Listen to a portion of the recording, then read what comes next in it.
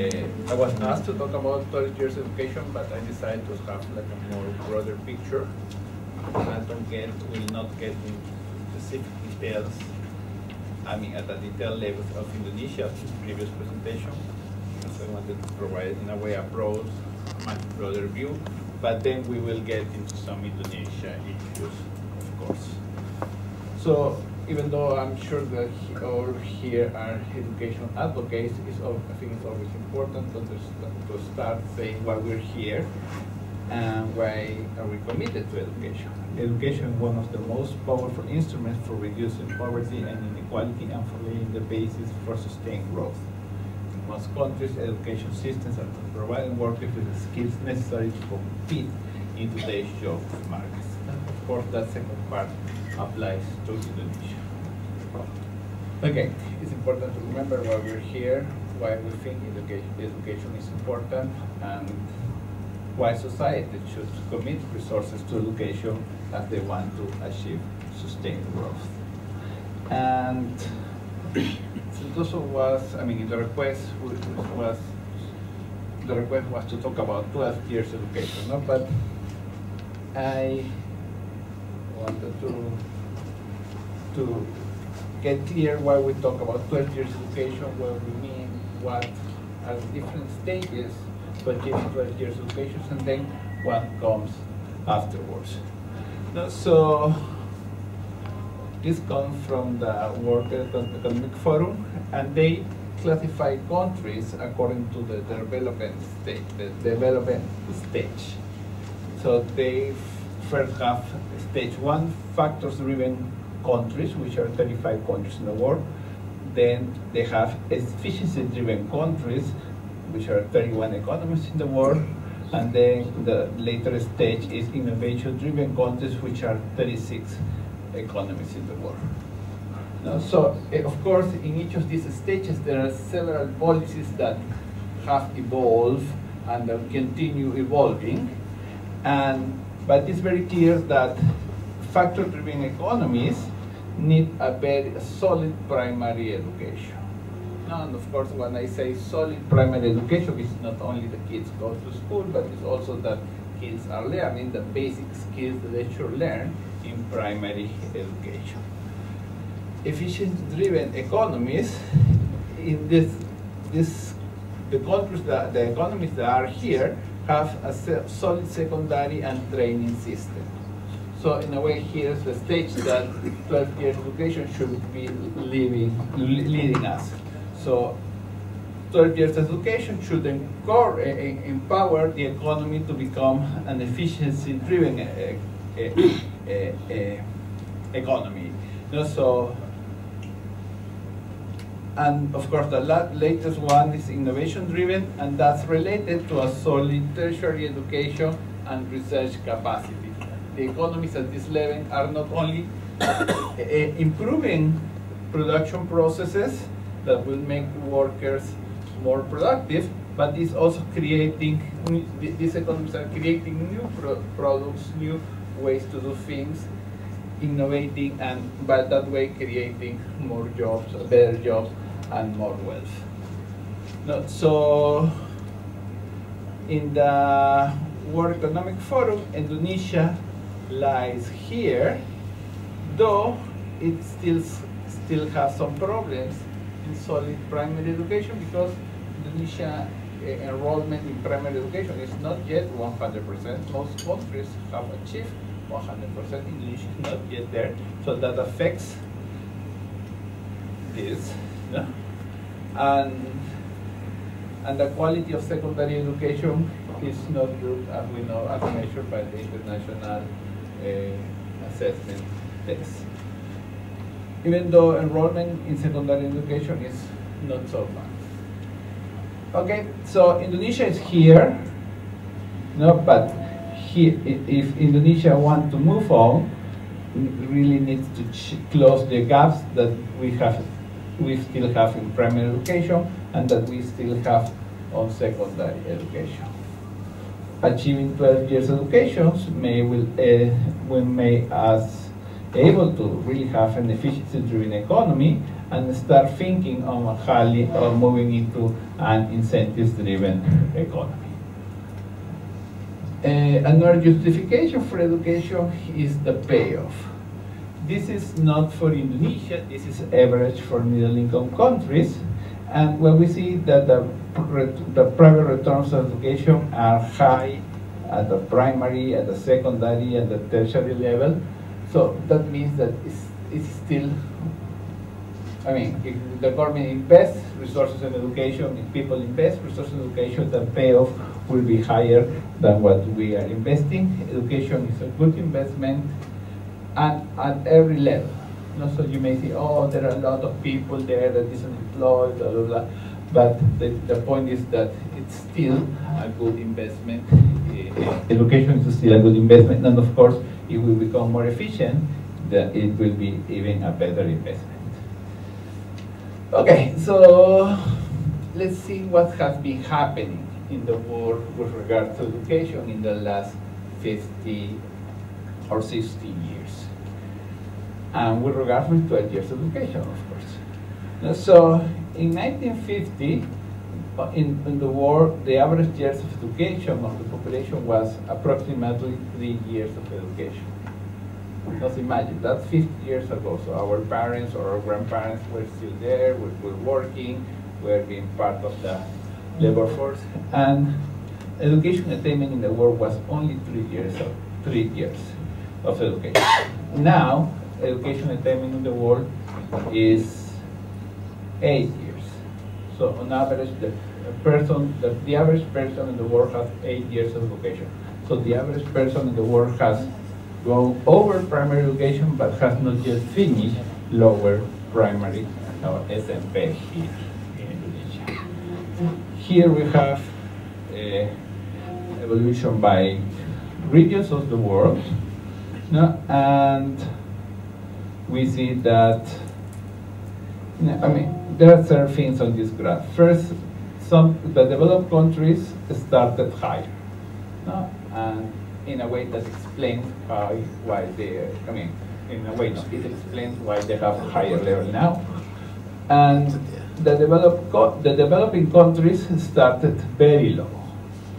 No, but one of the interesting things is that the average difference between the developed world and the developing country like Sub-Saharan Africa and Latin America was approximately 7 years in 1950, and still 7 years in 2010. So in a way, everyone going up, but the gaps, in a way, have remained there. So of course, there are some countries here in the graph. I mean, this got crazy colors, but the region of the world that really has been changing the story in a way is Asia, where in 1950 had like 1 year, and now it has approximately 7 years at the world average. I'm sorry, this is making some. Here is Indonesia. Sorry, this move in the graph. So Indonesia is the solid line. This solid line here is Indonesia. Indonesia started below the world average in 1950, and now Indonesia is in the world average of around 8 years of education for people in the labor force. But it's important to notice that in 2017, so if we move this further, Indonesia went to 8.5 million.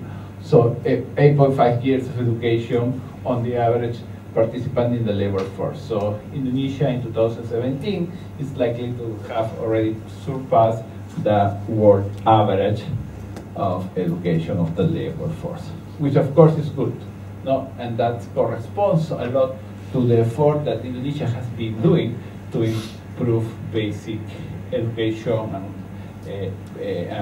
and achieve the 12 years education as mandated in the latest RPJM. So this graph is similar to the previous one, but it's slightly different. This is what are the years of education of those just entering into the labor market. So in a way, it measures the efficiency of the education system. This is education attainment of people between 20 and 24 years old. In 1950, that education attainment was 4 years. So on average in the world, the education systems were producing 4 years of education per person. In 2010, the average education systems in the world are producing approximately 9.5 years of education. So now the education systems in the world are producing people, on average, that have already a little more than SMP. This is the same but for regions.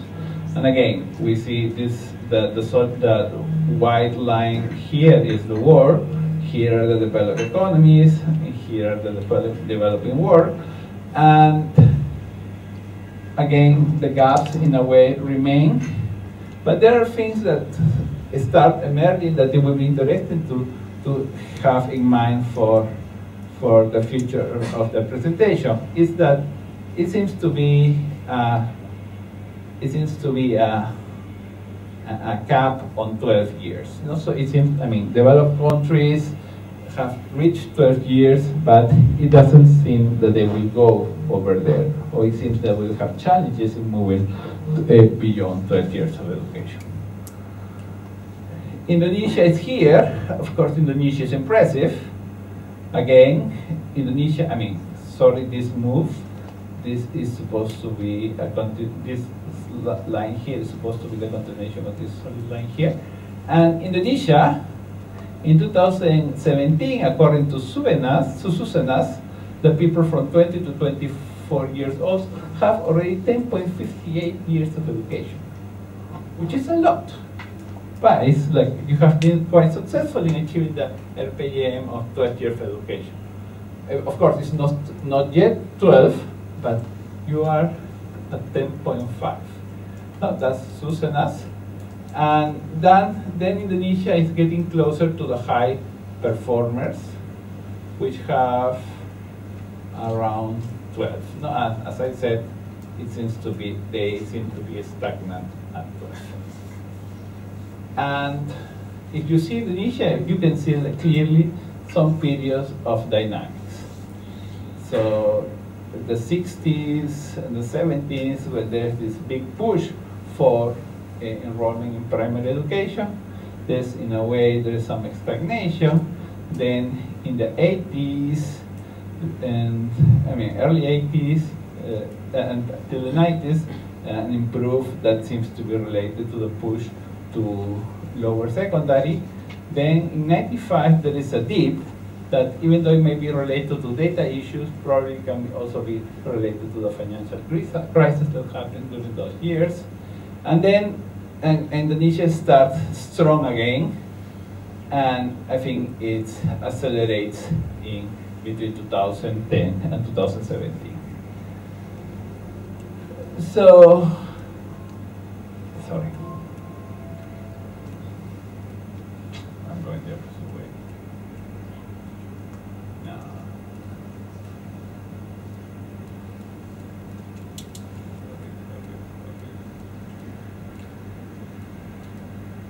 Okay, so a couple of facts regarding the evolution of the Indonesian education system I think are important that we should have keep in mind.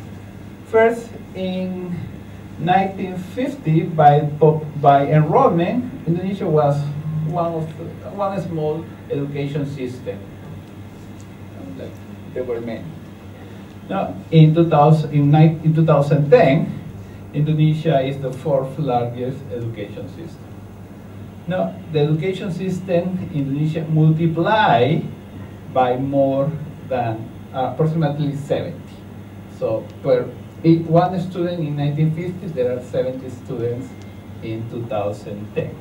Now, imagine, so you have to create 70 classrooms per classroom that you have in 1950 570 teachers per teacher you had in 1950.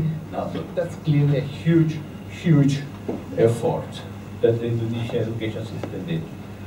For example, you compare that with the USA, that also registered an increase, but the increase was not even, was a little more than 2. No? So US 2, Indonesia 70. No? So yeah, just to be clear that the year 4 and the growth have been enormous, and we have to have that very clear. And this is a different way to try to assess the challenge that Indonesia and actually many of the countries had had. And so, how easy was it to find teachers? In 1950, in Indonesia, there was like 0.05 persons with higher education per each student in the education system. So, of course, there was the pool to get teachers or people with higher education to teach was extremely low. That's why most teachers didn't have higher education. No? They have secondary education, even less. No? And you see that in US, it was not 1, but closer to 1. Right? And now, in 1950, you see like in the US, per each student, there are more than 2 people with higher education. Well, so in the US now, it should be relatively easy among the people that have higher education to find people that could be interested in teaching with a higher education degree, though in Indonesia, we still are lagging behind. No? So again, of course, I know that it's not fair to compare USA with Indonesia, but I just want to present here how big is the challenge that Indonesia has had and still has. No? A very fast-growing system, difficult to find schools, difficult to find teachers, but it's not only the resources. No, it's also that is there the human capital there in terms of teachers that can go to the education system and support the education system. No? And the point is that it was very difficult. No? And it's clear that, Indonesia has done a great effort to manage this situation, but of course, this is complicated. This is the recent story from Susenas. So in Indonesia in 2002, the average population in the labor force had approximately 7 years education. In 2017, they have approximately 8.5 years education. And the education attainment of the people that is just entering into the labor force, again, for me, this is a measure of the efficiency of the education system, has gone from 9 in 2002 to 10.5 in 2017, as I mentioned before. No, and of course, you see this spike. It's also amazing. This is a very fast expansion. It's more than 1 year of education attainment increase in 5 years. So, that's a lot. No? And probably it's consequence of the implementation with the RPA in 2014-2019. But it's also probably that many things are there happening that we should take into account. This is a different way to present that. Here are the age groups of the population, and each of these lines moves up as you move in time. So the first line is 2002, 2007, 2012, 2019. Now, as you see how education attainment is increasing per all the population, for all the age groups. Of course, people that were 20 to 24 in 2002 will be 25 to 29 in 2009. No? So, in a way, the first age group defines what happens on the other age groups as time move on.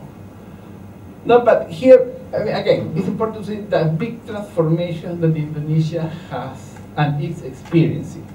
No? So, 2024 now has 10.5 years of education. Probably their parents are between 40 to 44. Their parents only have 8 years of education. and probably their grandparents only had 6 years education. No? So the grandparents finished primary, the parents finish upper secondary, lower secondary, and the actual guys now are finished and halfway to finish upper secondary. No? So again, this is case that are very fast, impressive, and this is a different way to see that. In 2002, the blue line here is people with more than higher than upper secondary. This gray is people that have higher secondary completed. In 2002, 40% of the 20 to 24 have upper secondary or more. In 2017, 60% of the people 20 to 24 have upper secondary or more. No? Again, an increase of 50%, no? Which is a lot. And how has that increase been possible? No? It's basically there were some inequalities in the access to education in 2002, like among the people 16 to 18 years old. Of the wealthy quintile, 70% were attending to school in 2002, while the people from the poorest quintile, only 30% were attending school in 2002. Those numbers have increased dramatically. The number from the wealthiest quintile went from 70 to 80, so an increase of 10%. But the number from on the poorest quintile went from 30 to approximately 60. It doubled, no, an increase of 30%. So that's a huge increase. No? And of course, Indonesia is becoming more equal. And of course, there are still some gaps here that need to be closed. But a good message is that it moved up, and it seems to move up more intensively for people from the poorest quintile. So this graph presents the same story in a different way. The blue line is the expected years of education by consumption level, by standardized consumption level in 2002.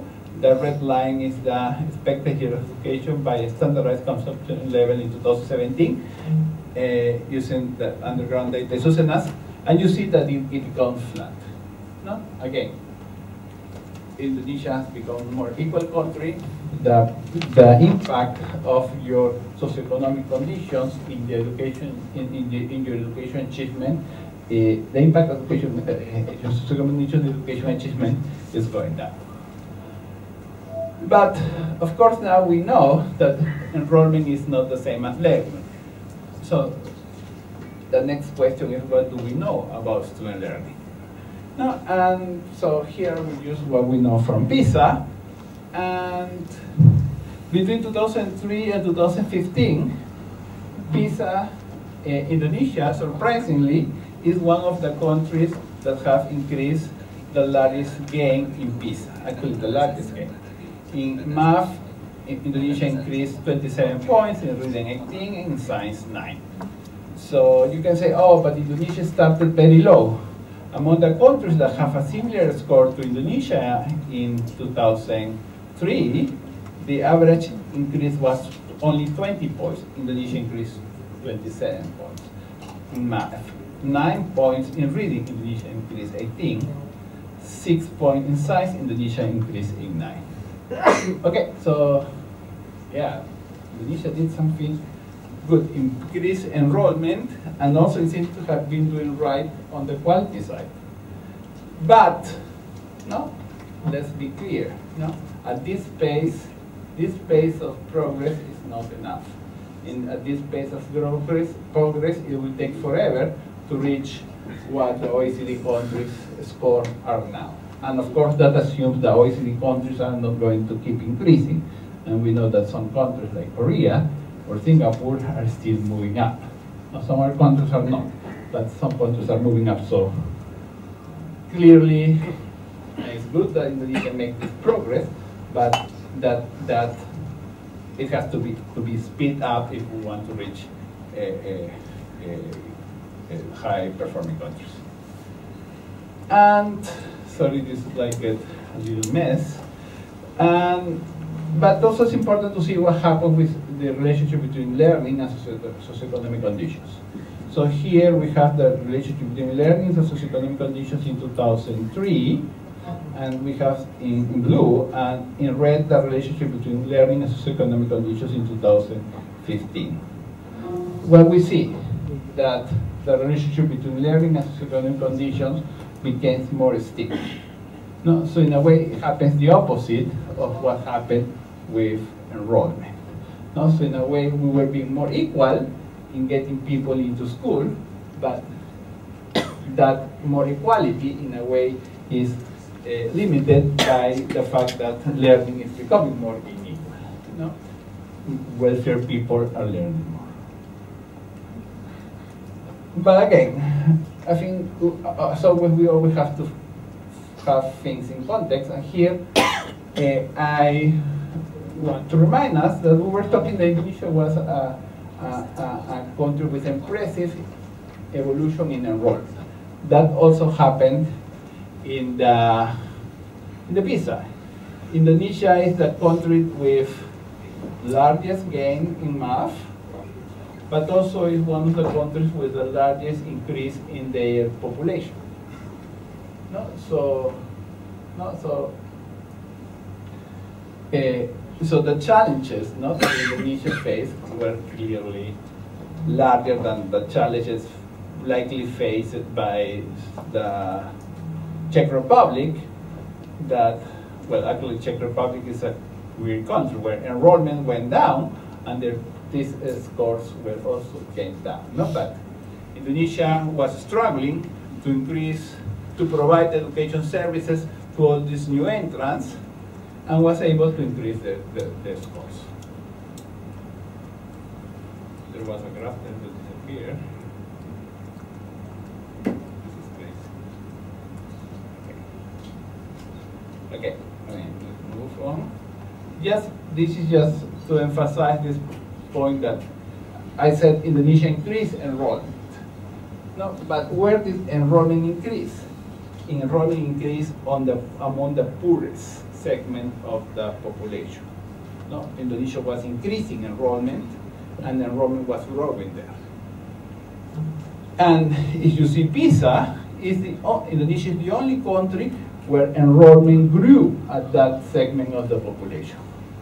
No, in all other countries, because of economic growth and who knows what, the people with low socioeconomic conditions went down. In Indonesia, that went up. No? So that's also something important on what happened in Indonesia recently. Of course, then the question is more enrollment, results went up. How did Indonesia did, or what Indonesia did? No, so first, we know that Indonesia now, at least, upper secondary is managed at the provinces, and provinces and districts have a lot to say in the education service delivery. And the dynamic has been, in a way, heterogeneous across Indonesia in how you guys have improved education attainment, but there are some interesting cases to highlight. Now, for example, Jakarta in 2002 had on average 11 years of education for those entering into the labor market. Now Jakarta has 13 years of education. No? So that means that on Jakarta, the average guy now has more than upper secondary.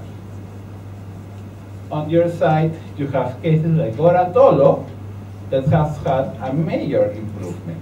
Now, in 2003, in Gorantolo, the average guy entering the labor market only has 7 years of education, so primary and a little more.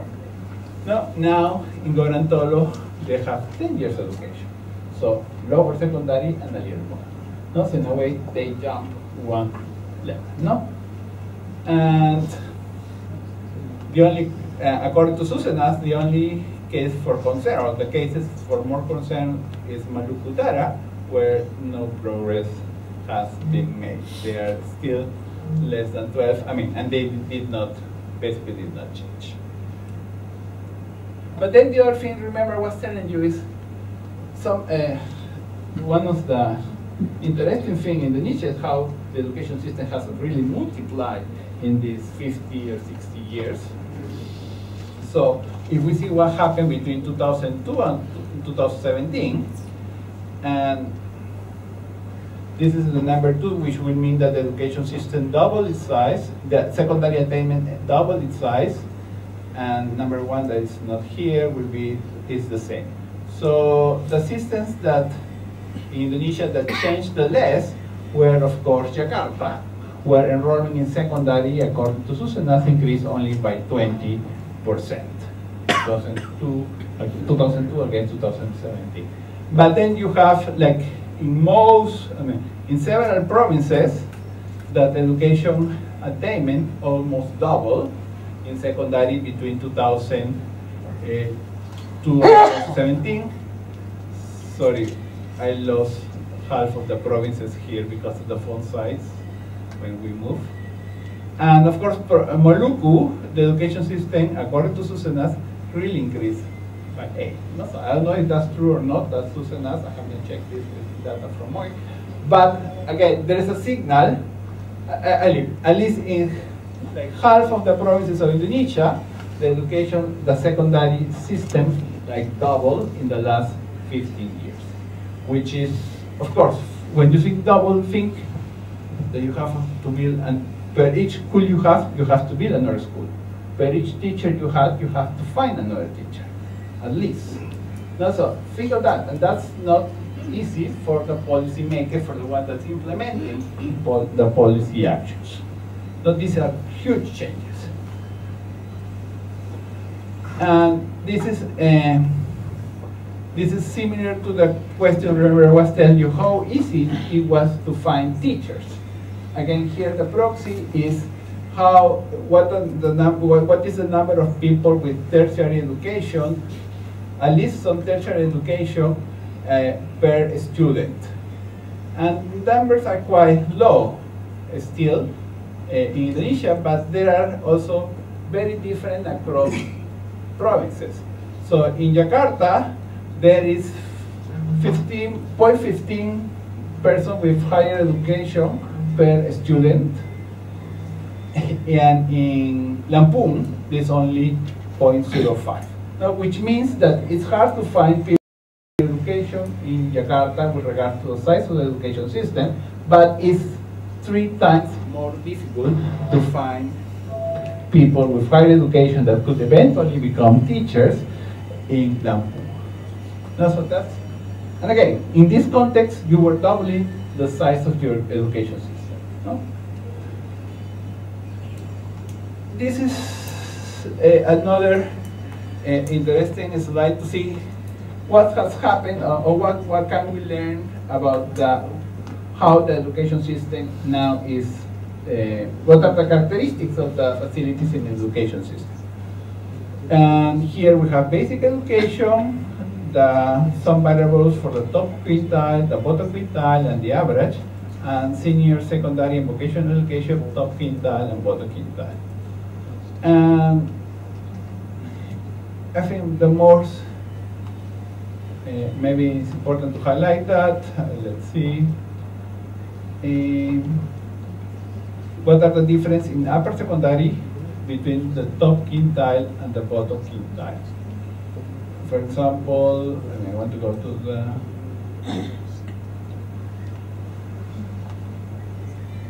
the accreditation aid, for example.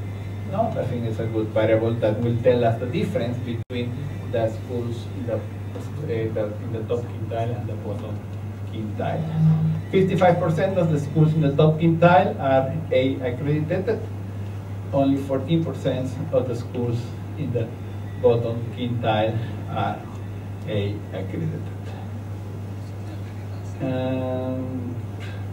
So, again, but I think another important thing is to see what are the differences between basic education and upper secondary education.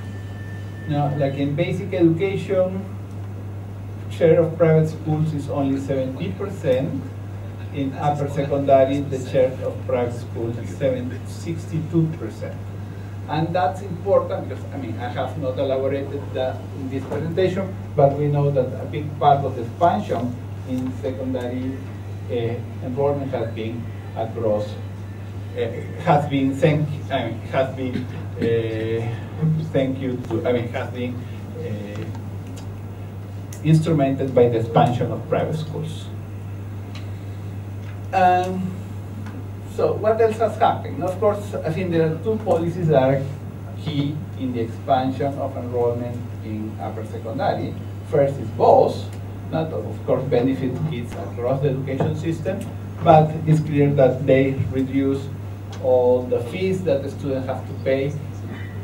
And on the other side, the PIP has been supporting students. So in a way, you gave resources to schools so they don't charge to the students, or in the cases that they can still charge fees, the fees are lower, and at the same time you were reducing the fees that, I mean, you were giving resources to students so they can go to school, that the excuses not to go, at least the financial excuses not to go, in a way, are eliminated.